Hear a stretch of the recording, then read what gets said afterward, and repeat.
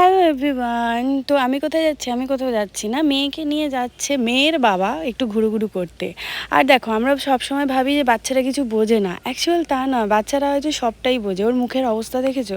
যখনই না এ বাড়ি আসার পর রেডি ফেডি হয় আর কি, কোথাও নিয়ে যাওয়ার জন্য বা ঘুরতে যাওয়ার জন্য, যেখানেই হোক না কেন, সেখানে যদি ওর বাবা বা আমি যদি রেডি হই, ও না বুঝতেই পেরে যায় যে আমাকে নিয়ে হয়তো বাড়ি চলে যাচ্ছে।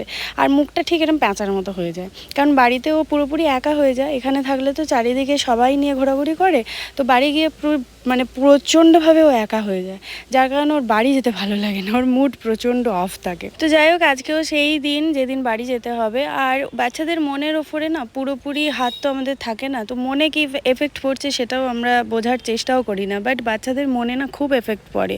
আমি নিজেই বুঝতে পারি, ও একটু চুপচাপ মতো হয়ে যায়, সেরকমভাবে হাসে না, বাট কিছু করার নেই, কাজ করি না, এদিক ওদিক করে তো ঘর মিলেই আমাকে থাকতে হবে।